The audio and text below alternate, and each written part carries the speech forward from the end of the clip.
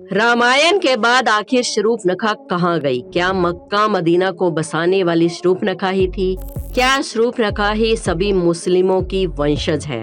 रामायण तो आप सभी ने देखी ही होगी और सुनी भी होगी, लेकिन एक सवाल जो आज भी सबके जहन में उठता है कि रामायण में रावण का वध होने के बाद उसकी बहन शूर्पणखा आखिर कहाँ गई?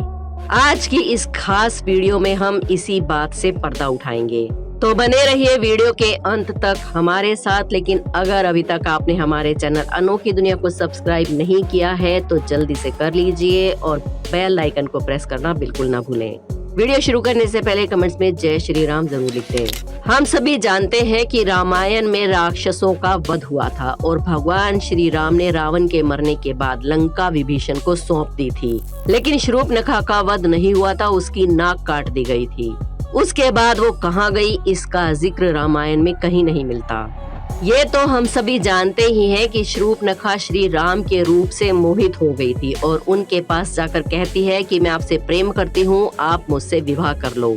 लेकिन श्री राम मना कर देते हैं क्योंकि उन्होंने पहले ही सीता माता से विवाह कर रखा था और उन्होंने एक पत्नी व्रत ले रखा था। ऐसे में वो लक्ष्मण जी की तरफ इशारा करते हुए कहते हैं कि आप मेरे छोटे भाई से पूछ सकती हैं। लेकिन लक्ष्मण जी भी शूर्पणखा को मना कर देते हैं। शूर्पणखा वापस श्री राम के पास जाती है और उसके बाद सीता माता के खिलाफ कटु वचन बोलती है और उनको मारने के लिए उनकी तरफ झपटती है। इतने में लक्ष्मण जी बीच में आ जाते हैं और वो शूर्पणखा की नाक काट देते हैं। इसी आक्रोश में आकर वो रावण के पास जाती है और सारा वाकया बयां करती है। लेकिन इसके बाद रामायण में एक बार भी शूर्पणखा का जिक्र नहीं किया गया। आखिर वो इसके बाद कहाँ गई? अभी फिलहाल में एक एनिमेटेड मूवी या फिर यूं कहें कि web series legend of Hanuman आपने डिज्नी हॉटस्टार पर देखी होगी। उसमें शूर्पणखा का जिक्र किया गया है, जहां कहा गया है कि प्रकृति माता ने उसे बंदी बना लिया था, लेकिन ये सरासर गलत है। कहा जाता है कि नाक कटने के बाद शूर्पणखा हर किसी से अपना चेहरा छुपाने लगी और वो एक गुफा में जाकर रहने लगी। उसके सारे भाई धीरे धीरे करके भगवान श्री राम के हाथों मारे जा रहे थे। ऐसे में वो अपना बचाव करती हुई दैत्य गुरु शुक्राचार्य के पास गई और जंगल में उनके आश्रम में रहने लगी। आपको बता दें कि शुक्राचार्य, जिन्हें असुराचार्य भी कहा जाता है, भृगु ऋषि और दिव्या के पुत्र हैं। पुराणों के अनुसार ये असुरों, दैत्यों, दानव और राक्षस के गुरु तथा पुरोहित थे। राक्षसों का वंश समाप्त न हो, इसके लिए शूर्पणखा ने शुक्राचार्य जी से प्रार्थना की। इसके लिए शुक्राचार्य जी ने शिव जी की आराधना की और उनकी तपस्या से प्रसन्न होकर भगवान शिव ने शुक्राचार्य को अपना स्वरूप यानी कि शिवलिंग दिया और उनसे कहा कि जिस दिन कोई वैष्णव यानी कि विष्णु भगवान की पूजा करने वाले ने गलती से भी इस शिवलिंग पर गंगा जल चढ़ा दिया तो राक्षसों का सर्वनाश हो जाएगा। उस शिवलिंग को शुक्राचार्य जी ने वैष्णव अर्थात हिंदुओं से दूर रेगिस्तान में स्थापित किया। जी हाँ, वो इसीलिए इतनी दूर रेगिस्तान में ले जाकर उन्होंने स्थापित किया ताकि वहाँ कोई इंसान पहुँच ना सके। आजकल उस जगह को मक्का मदीना कहा जाता है। आपने बहुत बार सुना होगा कि मक्केश्वर महादेव शिव मंदिर जो पूर्व काल में बनाया गया था, वो दरअसल वही शिवलिंग है जो शिवजी ने दैत्य गुरु शुक्राचार्य को दिया था। शिवलिंग के बचाव का कार्य किसी और को नहीं बल्कि शूर्पणखा को ही दिया गया था। शूर्पणखा अपना चेहरा हमेशा ढक कर रखती थी यानी कि छिपा कर रखती थी और उसके वंशज आज भी उसकी परंपरा को निभा रहे हैं। इसीलिए आज भी आपने देखा होगा मुस्लिम महिलाएं बुर्के में अपने चेहरे को छिपाती हैं। इसके पीछे भी यही कारण है। दोस्तों, मक्का मदीना में जो मक्केश्वर मंदिर का शिवलिंग रखा हुआ है, उसके बचाव के लिए शूर्पणखा ने वहीं पर रहना शुरू कर दिया। इसीलिए वहां पर हिंदुओं का जाना वर्जित कहा जाता है। साथ ही धीरे धीरे शूर्पणखा ने कई सारी परंपराओं का निर्माण भी किया, जिनमें से एक है बुर्का पहनना, क्योंकि शूर्पणखा ने ही सबसे पहले इसकी शुरुआत की थी। शूर्पणखा सिर्फ और सिर्फ अपनी आंखें ही दिखाती थी। इतिहासकारों की माने और साथ ही साथ हमारे ग्रंथों की बात करें तो कहते हैं कि द्वापर युग के बाद शूर्पणखा के वंशज कालांतर में अब्राहिम धर्म के अनुयायी हैं और साथ ही इसीलिए शुक्रवार का दिन उनके लिए विशेष महत्व रखता है, क्योंकि शुक्राचार्य जी उनके गुरु थे और इसीलिए मक्का मदीना में भी सफेद कपड़े पहनकर ही इबादत करने का रिवाज है, क्योंकि शुक्राचार्य जी सफेद कपड़े पहना करते थे। दोस्तों, इस विषय पर आपका क्या मानना है, हमें कमेंट्स में जरूर बताएं। क्या आपको भी लगता है कि अरब देश में जो मक्का मदीना है वही मक्केश्वर महादेव शिवलिंग भी है? जहां पर किसी भी हिंदू धर्म के लोगों का जाना वर्जित है। आपके क्या विचार हैं, हमें कमेंट्स में जरूर बताएं। इन बातों में कितनी सच्चाई है ये तो हम नहीं जानते, पर इससे रिलेटेड जो बातें सामने निकल कर आई हैं उन पर एक नजर डालना जरूरी है। तो चलिए जानते हैं कुछ ऐसी बातें जो प्रूव करती हैं कि मक्का में सचमुच शिवजी विराजमान है, क्योंकि इन बातों को नजरअंदाज नहीं किया जा सकता।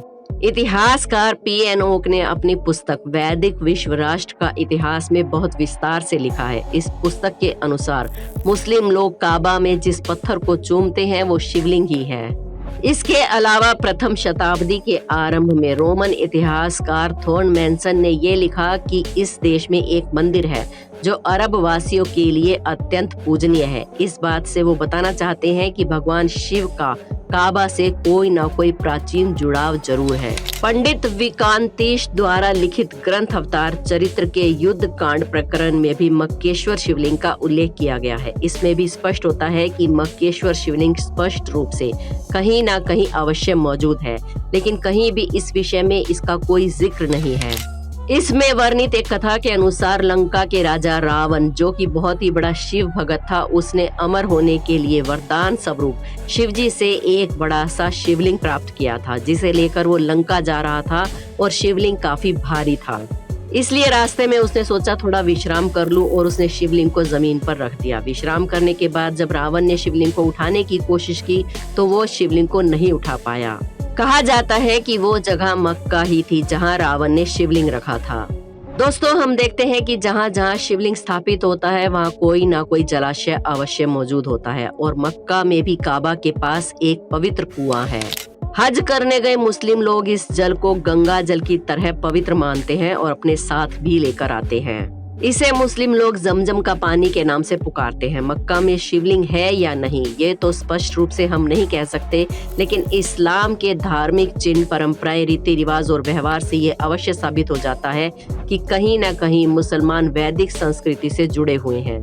और मक्का में गैर मुसलमानों के प्रवेश पर पाबंदी से ये साबित हो जाता है कि कोई ना कोई डर मुसलमानों को जरूर है, क्योंकि पूरी दुनिया में ऐसा कोई धर्म स्थल नहीं है, चाहे वो चर्च हो, मंदिर हो या गुरुद्वारा हो, कहीं भी किसी के प्रवेश पर कोई पाबंदी नहीं है। दोस्तों, क्या आपके दिमाग में कभी ये सवाल आया है कि मक्का के ऊपर काले रंग के कपड़े को ही क्यों रखा जाता है? तो चलिए आज इस बारे में भी जानते हैं। शूर्पणखा रामायण काल और उसके बाद अपने मुंह को काले रंग के कपड़े से ढका करती थी, इसीलिए आज भी मुस्लिम महिलाएं काले रंग के बुर्के को ही पहनती हैं। असल में ये काले रंग का कपड़ा शूर्पणखा की ही देन है, इसीलिए काबा पर भी काले रंग के कपड़े को ही ढका जाता है। दोस्तों, इस वीडियो को बनाने का हमारा मकसद किसी की भावनाओं को या धर्म को ठेस पहुंचाने का नहीं है। हम तो सिर्फ इतिहासकारों के और ग्रंथों के आधार पर जो निकल कर सामने आया है वही आपके सामने रखते हैं। अब इसमें कितनी सच्चाई है या नहीं है ये आप खुद फैसला कीजिए। अपने विचार हमें कमेंट्स में जरूर बताएं। हमारे चैनल अनोखी दुनिया को सब्सक्राइब करके बेल आइकन को प्रेस करना बिल्कुल ना भूलें। वीडियो को एक लाइक जरूर करें। मिलते हैं एक और वीडियो में। हर हर महादेव।